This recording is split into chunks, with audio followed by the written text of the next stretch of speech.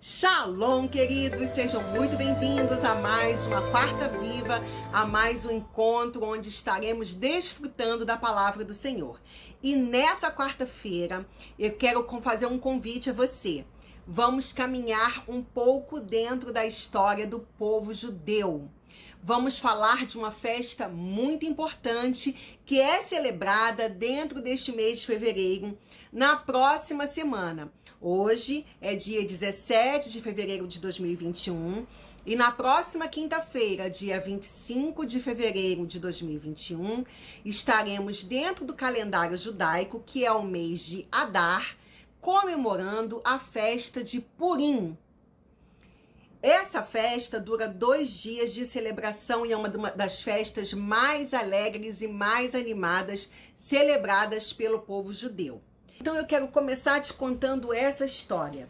Havia um rei chamado Assuero que reinava desde a Índia até a Etiópia sobre 127 províncias em uma cidade chamada Suzã. Nessa época, esse rei ele fez uma festa muito grandiosa que durou vários dias. Esse rei, o rei Assuero, era casado com uma rainha chamada Vasti. E depois de muitos dias de festa, com muita bebedice, muita comemoração, onde ele estava ali mostrando as suas joias, mostrando as suas preciosidades para os seus convidados, ele ordena que os eunucos convidem a rainha Vasti para se apresentar perante os seus convidados, pois ele queria exibi-la como mais uma das suas preciosidades, como mais uma das suas riquezas ali do reino. Só que, quando os eunucos chegam até a rainha Vasti e convidam ela para se apresentar na presença do rei, ela se recusa. Então, os conselheiros do rei que estavam ali na festa vão até ele e falam assim: olha, rei Assuero, a rainha Vasti se negou a se apresentar. Imagina quando essa notícia sair daqui do Palácio Real e for divulgada em todas as províncias de que a rainha negou-se a obedecer uma ordem do rei. Todas as demais mulheres de todas as outras províncias irão fazer o mesmo. Irão querer também se negar a obedecerem seus maridos, irão querer negar a cumprir algum pedido que os maridos lhe façam. Então, rei, não é bom que você deixe a rainha Vasti sem um castigo. Então, eles aconselharam o rei que ele promulgasse um decreto, um edito real que tirasse da Vasti o direito de permanecer como rainha e que excluíssem, que expulsassem ela do reino. E aí o rei já, cheio da manguaça na ideia, o rei Assuero acatou a ideia que seus conselheiros lhe deram e assim tirou Vasti, expulsou Vasti do palácio e ela já não era mais rainha. Passado alguns dias da festa, depois que ele se curou da ressaca, veio a saudade, bateu a solidão. O rei falou: poxa, tô sentindo falta de ter uma rainha. Embora ele tivesse um harém com muitas mulheres, muitas concubinas, ele sentia falta de ter uma rainha, de ter ali, uma companheira para estar ao seu lado. E aí ele manda promulgar um decreto onde todas as moças daquela localidade de Suzã fossem apresentadas, fossem levadas até o Palácio Real, para que pudessem encontrar no meio daquelas jovens ali uma nova rainha para o rei Assuero. E aí é que começa a nossa história. Havia no meio daquelas jovens uma muito especial chamada Radassa. Ela era uma órfã, filha de Abiail, que era da tribo de Benjamim. Os seus pais já não eram mais vivos e ela era criada pelo seu primo Mordecai, que vinha a ser sobrinho de seu pai. Mordecai a criou como uma filha. E quando ela foi levada para estar no palácio do rei Assuero, Mordecai orientou a Radassa que ela não contasse que ela era judia e nem revelasse no palácio o seu verdadeiro nome, que era Radassa, pois quando ela falasse o nome, automaticamente eles saberiam que tratava-se de uma mulher judia. Então, ela chegou no palácio com o nome de Esther. E ali ela foi durante muitos meses totalmente treinada para poder, num dia certo, determinado pelo rei, apresentar-se na presença dele. O livro de Esther, no capítulo 2, no versículo 12, diz assim: em chegando o prazo de cada moça vir ao rei Assuero, depois de tratada segundo as prescrições, para que as mulheres por 12 meses, ou seja, 1 ano, porque assim se cumpriam os dias de seu embelezamento, 6 meses com óleos de mirra e 6 meses com especiarias e com perfumes e ungüentos em uso entre as mulheres. Agora passa pra cá, né, que eu tô tentando contar pra você essa história de uma forma bem assim dinâmica, e eu quero que você use a sua imaginação. Era semelhante a um concurso de Miss, né, onde a gente vê que as meninas que vão para esses concursos de Miss hoje em dia, elas passam por treinamentos, aulas de etiqueta, fazem tratamentos estéticos nos cabelos, na pele, produtos de embelezamento, maquiagem, tudo para ficarem apresentáveis, para desfilarem e, né, obterem notas ali dos jurados e assim serem classificadas para o concurso que estão ali disputando. Naquele concurso ali, né, naquele concurso que aquelas moças ali estavam, elas estavam ali se embelezando, se tratando, recebendo todas as instruções necessárias para se apresentar na presença do rei. Quando Esther se apresenta para o rei Assuero, a Bíblia narra que o rei amou a Esther mais do que todas as mulheres, e ela alcançou perante ele favor e benevolência, mais do que todas as virgens. O rei pôs-lhe na cabeça a coroa real e fez rainha em lugar de Vasti. Esse versículo encontra-se no livro de Esther, no capítulo 2, no versículo 17. Então o rei apaixonou-se por Esther e colocou ela no lugar da rainha Vasti. E aí começa o desenrolar da história. O primo de Esther, chamado Mordecai, que a criou como uma filha, ficava sempre do lado de fora da porta do palácio real, ali, né, observando as coisas, vendo o que estava acontecendo. E num desses momentos em que ele está à porta do palácio, ele ouve quando 2 eunucos planejam matar o rei Assuero. Então ele ouve aquela trama toda contra a vida do rei, e esses 2 homens que estavam tramando, um chamava-se Bigtan e o outro chamava-se Teres. E ele vai dar um jeito de contar para Esther sobre esse plano para tirar a vida do rei. Esther vai até o rei Assuero e lhe conta sobre a trama. E aí o rei arma uma emboscada e esses 2 homens que estavam tramando são pegos e são enforcados. Passado algum tempo, o rei Assuero nomeia para trabalhar ao seu lado como um de seus conselheiros um homem chamado Ramã, que era filho de Amedata, Agagita. Esse Amã, ele era descendente dos Amalequitas, o povo que era inimigo dos judeus, um dos primeiros povos que se rebelaram contra o povo judeu e que começou a perseguir o povo judeu sem motivo algum. Então esse Ramã, ele fazia parte dos Amalequitas. Então ele consegue favor diante do rei Assuero e começa a trabalhar ali no palácio real, ao lado do rei. Com isso, todas as pessoas que estavam ali na porta do palácio real, quando Amã passava, se inclinavam e se prostravam perante ele, menos o judeu Mordecai.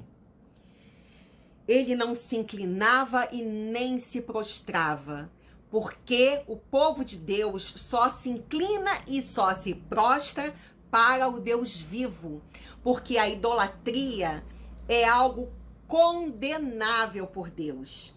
E quem era aquele homem para que alguém ficasse se prostrando e se inclinando perante ele? Mordecai permanecia ali, olha, impávido, sem se mexer, sem se inclinar, sem se prostrar perante Amã.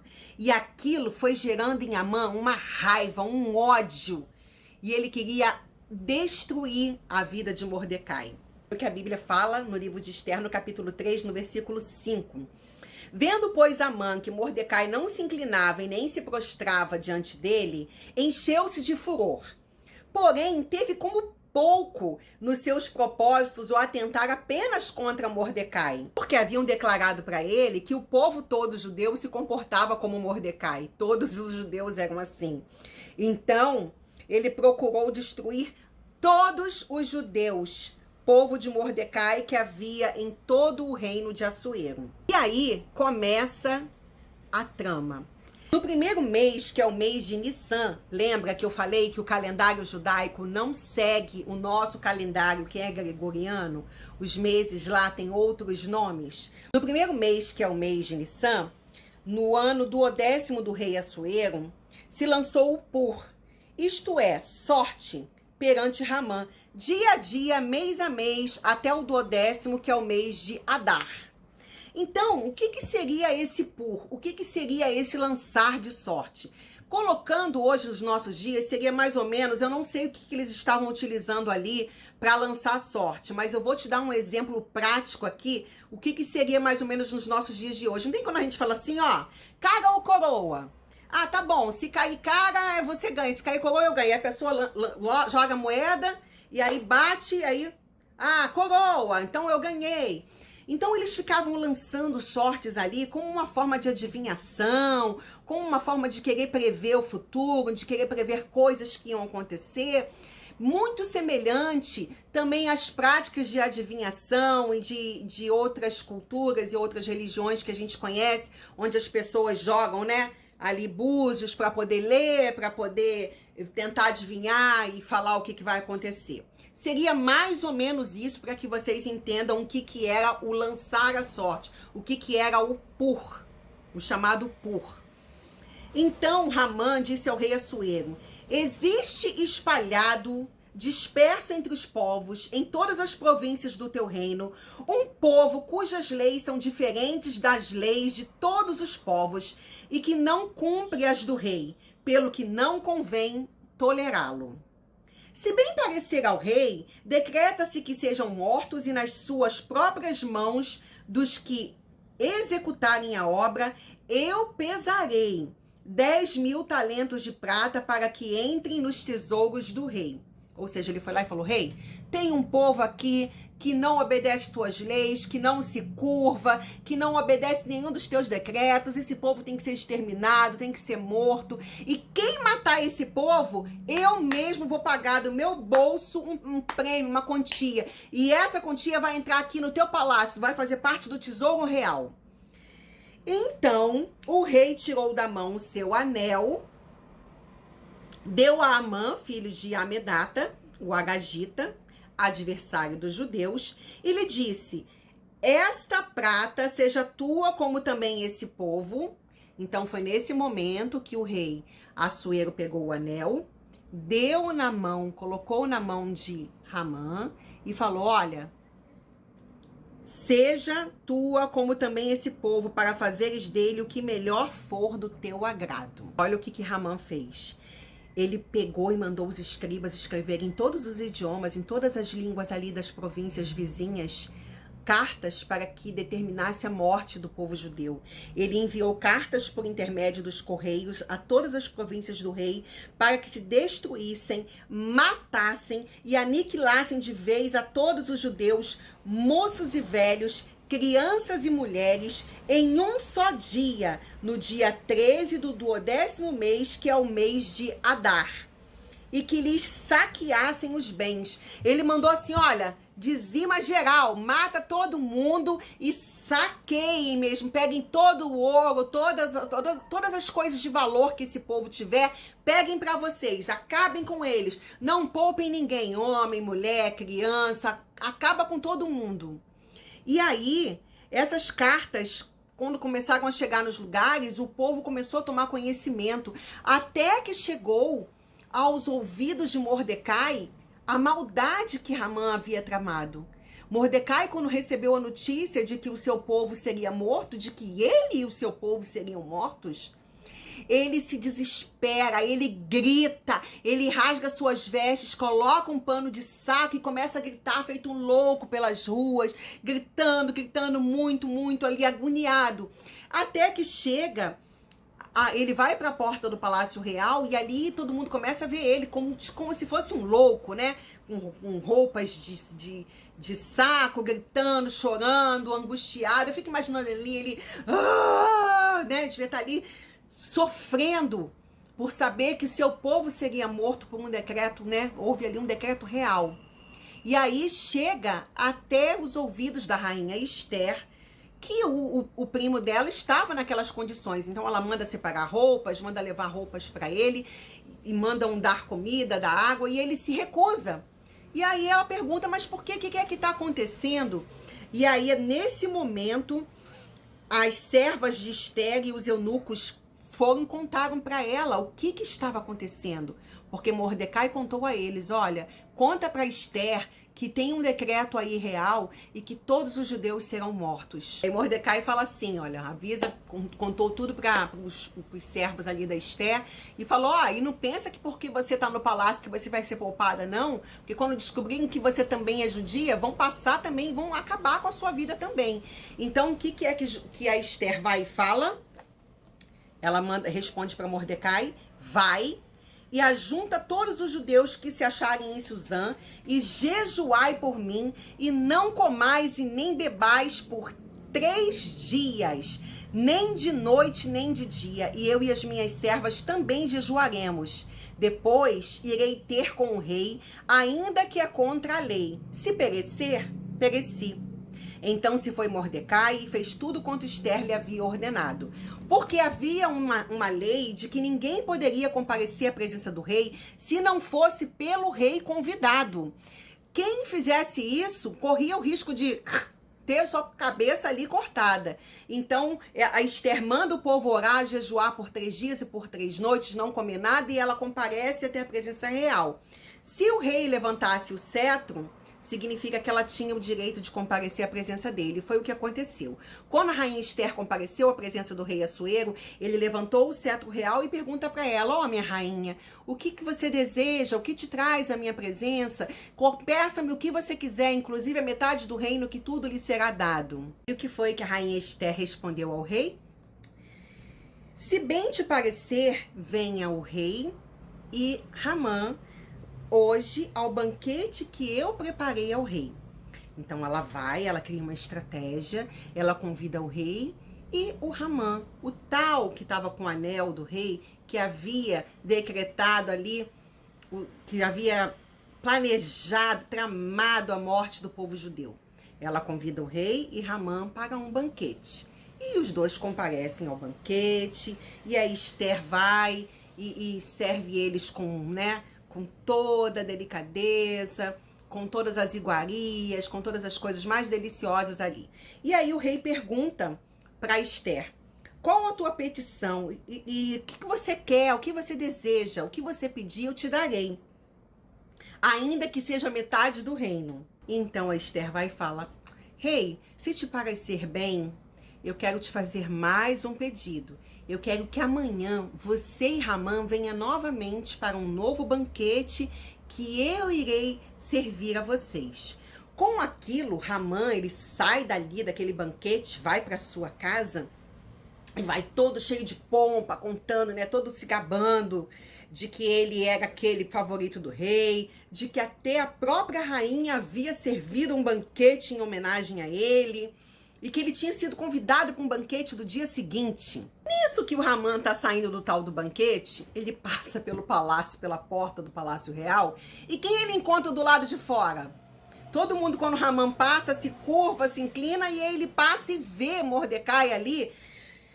Em pé Mordecai estava, em pé Mordecai ficou. Não moveu um cílio, não deu uma piscada para fazer nenhum tipo de inclinação ou reverência para Hamã. E aquilo enfurece Hamã de tal forma que quando ele chega em casa, que ele começa a contar ali para a mulher dele, começa a contar que ele tinha, né, sido bem recebido no palácio, mas que aquele judeu, Mordecai, continuava não se inclinando, continuava não se prostrando quando ele passava, que desrespeitava ele, que não honrava ele. E aí foi nesse momento que a Zeres, mulher do Hamã, deu a ele uma ideia. Ela e todos os amigos de Hamã que estavam ali falaram o seguinte: faça-se uma forca de 50 côvados de altura e pela manhã dize ao rei que nela enforquem Mordecai. Então entra alegre com o rei ao banquete. Hamã achou a ideia da mulher dele excelente, aceitou a ideia prontamente e mandou construir a forca. Sendo que naquela noite o rei Assuero não conseguiu dormir. Ficou com insônia. E aí, nessa que ele ficou com insônia, ele mandou trazer o livro dos feitos memoráveis. E pediu, né, que um dos seus escribas ali pudesse ler para ele todos os feitos, tudo que tinha acontecido. É mais ou menos como se fosse assim, pedindo para alguém ler para ele os jornais das notícias, né, daquele ano. Vamos ver o que aconteceu, vamos fazer uma retrospectiva. O que foi que aconteceu no ano? Lê aí para mim as coisas boas que aconteceram, tudo que aconteceu aqui no nosso reino. E aí, quando o homem começou a ler, disse assim, quando ele começou a ler, ele achou um escrito que Mordecai é quem havia denunciado a Bigtã e a Teres, os dois eunucos do rei, guardas da porta, que tinham procurado matar o rei Assuero.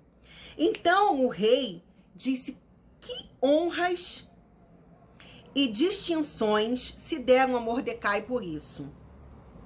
Nada lhe foi conferido, responderam os servos do rei que o serviam. Perguntou então o rei: quem é que está no palácio agora? E aí responderam para ele: Hamã está aí. O rei vai e manda chamar Hamã.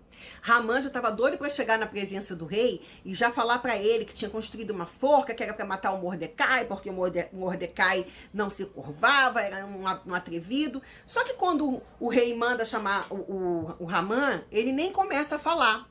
O rei começa a falar na frente dele e pergunta assim para ele: Hamã, que honras a gente tem que dar para alguém que o rei queira muito bem, que o rei queira homenagear? Hamã, pensando que o rei estava falando dele, que o rei queria homenagear a ele, vai e fala assim: que se tragam vestes reais para este homem a quem o rei quer homenagear, que se traga cavalos que fazem parte da cavalaria real do rei, e que o rei pegue o homem mais importante que o serve e o coloque para andar com este homem, conduzindo o cavalo dele por toda a cidade, e que grite enquanto passe com este homem. Assim se faz ao homem a quem o rei quer honrar.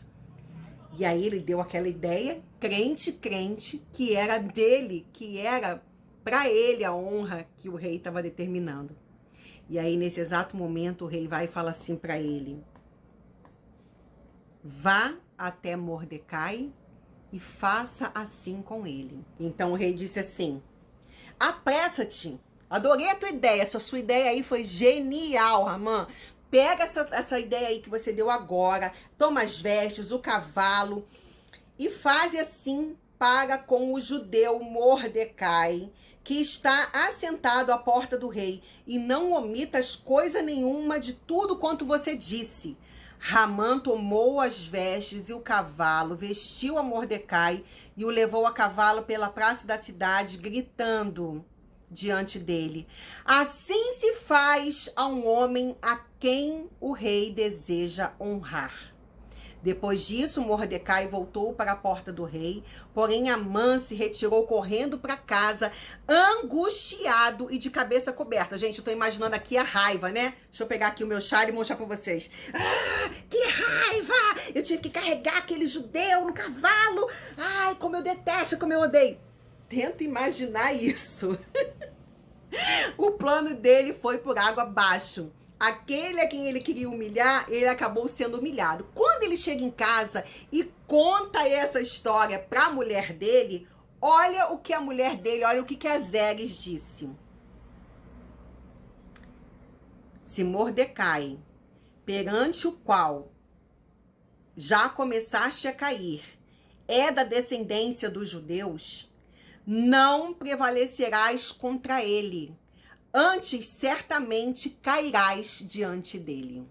A própria Zeres, que havia dado a ideia para o seu marido de construir uma forca para que Mordecai fosse enforcado nela, quando o marido chega em casa contando que ele teve que colocar Mordecai sobre um cavalo, carregar ele pela cidade, gritando que assim se fazia quem o rei queria honrar, ela na mesma hora fala, olha, se esse Mordecai aí é da descendência dos judeus, tá perdido, você tá perdido. Porque todos os povos da terra sabiam, sabem, e aqueles que não sabem saberão. A Bíblia fala que todo joelho se dobrará e que toda língua confessará.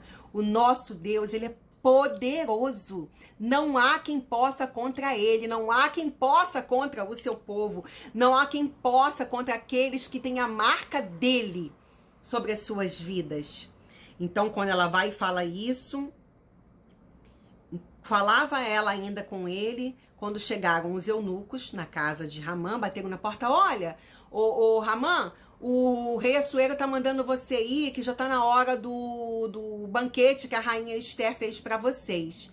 E aí Ramã vai, se ajeita, né, se arruma e corre pro Palácio Real, porque tava na hora do segundo banquete que a rainha Esther preparou para eles. Chegando lá no banquete, o rei vai e pergunta para a rainha Esther, o que você deseja, minha rainha? Qual é a sua petição? O que você quer? Já te falei que se você quiser até a metade do reino, me pede que eu te dou.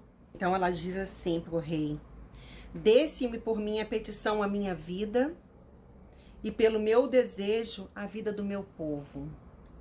Porque fomos vendidos, eu e o meu povo, para nos destruírem, matarem e aniquilarem de vez. Se ainda como servos e como servas nos tivessem vendido, calar-me-ia, porque o inimigo não merece que eu moleste o rei. Então falou o rei Assuero e disse a rainha Esther, quem é esse e onde está esse cujo coração o instigou a fazer assim? Respondeu Esther, o adversário inimigo é este mau Ramã. Então Ramã se perturbou perante o rei e a rainha. Imagina o olho dele arregalado. Sabe aquela musiquinha que o pessoal canta aí dos memes? Oh não, oh não, oh não, oh não, não, não. Deu ruim pra ele, porque ela revelou ali pro rei naquela hora.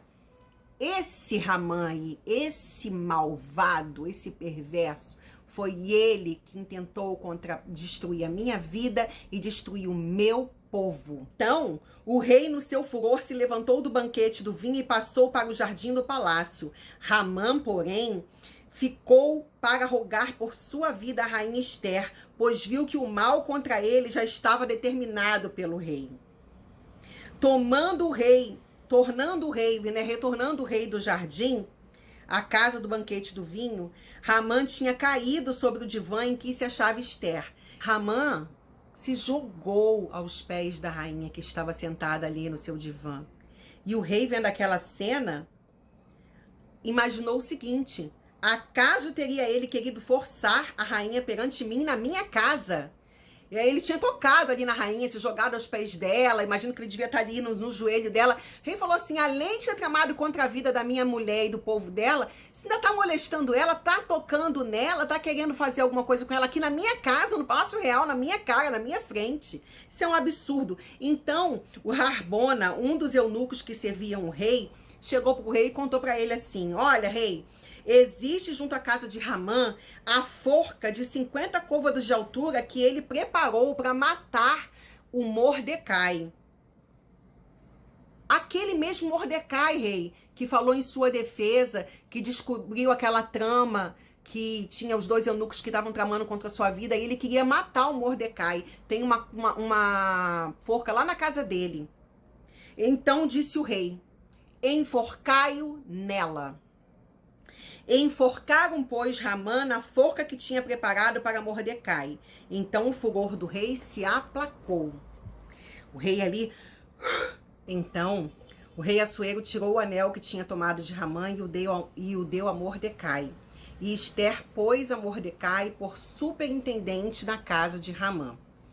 Falou mais Ester perante o rei e se lançou aos seus pés e com lágrimas lhe implorou que revogasse a maldade que Ramã, o Agagita, e a trama que havia empreendido contra os judeus. Estendeu o rei para Ester o cetro de ouro. Então ela se levantou, pôs-se de pé diante do rei e lhe disse, lhe suplicou, ele pediu que o rei revogasse aquele decreto.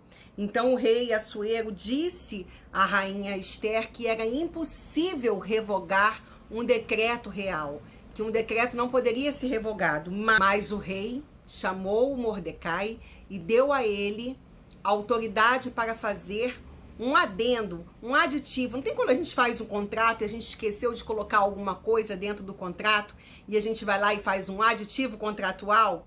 As cláusulas do contrato não são modificadas, são adicionadas ou retiradas alguma coisa a partir daquele aditivo. Dessa parte eu entendo bem, porque a área jurídica é a minha área de formação. Então, mais ou menos foi isso que o rei mandou fazer. Eu não posso revogar o decreto, eu não posso ir contra aquilo que já está estabelecido, mas eu posso fazer um aditivo aí. Mandou com que Mordecai fizesse novas cartas e essas cartas fossem distribuídas em todas as províncias onde a anterior havia sido lançada, dando aos judeus o direito de se defenderem quando fosse a data daquele ataque onde todos iriam contra eles para matá-los. Então o povo judeu pôde se armar, pôde se defender daquela maldade que haviam tramado contra eles. E aí assim foi feito. Esse novo edital foi publicado e Mordecai saiu da presença do rei com veste azul celeste e branco, como também com grande coroa de ouro e manto de linho fino e púrpura, e a cidade de Suzã se alegrou. Para os judeus houve felicidade, alegria, regozijo e honra. Também em toda a província, em toda a cidade onde chegava a palavra do rei e a sua ordem, havia entre os judeus alegria e regozijo, banquetes e festas. E muitos dos povos da terra se fizeram judeus, porque o temor dos judeus tinha caído sobre eles. Veja, havia até conversões, outros povos que nem faziam parte do povo judeu acabavam convertendo-se, porque chegaram até os ouvidos desses povos a grandiosidade desse povo, toda a maravilha que Deus fazia na vida desse povo, na vida do povo judeu. Todas as cidades, quando houve o dia que seria o dia do massacre dos judeus, que os judeus puderam se defender, eles mataram os seus inimigos. E até que chega o próprio rei Assuero, vai até a rainha Ester e fala assim para ela: na cidade de Suzã, mataram e destruíram os judeus a 500 homens e os 10 filhos de Ramã. Nas mais províncias do rei, que terão eles feito? Qual é, pois, a tua petição? E se te dará o que te desejas, e ainda se cumprirá. Ele vai lá para Ester e fala: Ester, teu povo tá ganhando. O teu povo matou 500 homens só aqui na cidade de Suzã. E ainda mataram os 10 filhos de Ramã. Eles foram todos mortos e enforcados, semelhantes ao pai. Aquele que havia tramado a morte do povo, que havia tramada destruição do povo, não só ele, como a descendência dele também foi aniquilada da face da terra. Aí a nossa história está terminando, diz assim: os judeus, porém, que se achavam em Suzã, se ajuntaram nos dias 13 e 14 do mesmo dia e descansaram no dia 15, e o fizeram um dia de banquete e de alegria. Mordecai escreveu essas coisas e enviou cartas a todos os judeus que se achavam em todas as províncias do rei Assuero, aos de perto e aos de longe, ordenando-lhes que comemorassem o dia 14 do mês de Adar e o dia 15 do mesmo, todos os anos, como os dias em que os judeus tiveram sossego dos seus inimigos, e o mês que se lhes mudou de tristeza em alegria. e de luto em dia de festa, para que os fizessem dias de banquete e de alegria, e de mandarem porções dos banquetes uns aos outros e dádivas aos pobres. Então, ali foi instituída a festa de Purim, aonde havia toda uma comemoração, onde Deus mudou o lamento do seu povo, o lamento de tristeza, em uma grande festa de alegria, em um grande baile. É um motivo de uma grande comemoração, porque os inimigos haviam sido destruídos. Por isso, aqueles dias chamam Purim, que deriva do nome Pur. Lembra que eu expliquei para vocês do Pur, de lançar sorte? Daí, por causa de todas as palavras daquela carta e do que testemunharam e do que lhes havia sucedido, determinaram os judeus e tomaram sobre si, sobre as suas descendências e sobre todos os que se chegassem a eles, que não se deixaria de comemorar nesses 2 dias, segundo o que se escrevera deles e segundo o seu tempo marcado todos os anos.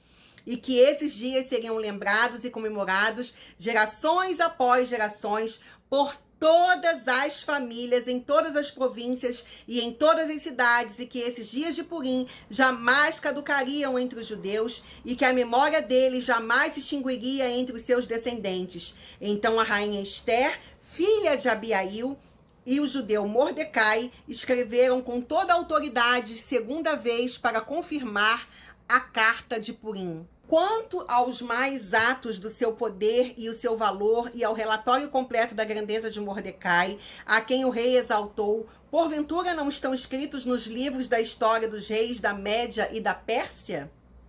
Pois o judeu Mordecai foi o segundo depois do rei Assuero, e grande para com os judeus, e estimado pela multidão de seus irmãos, tendo procurado o bem-estar do seu povo e trabalhado pela prosperidade de todo o povo da sua raça.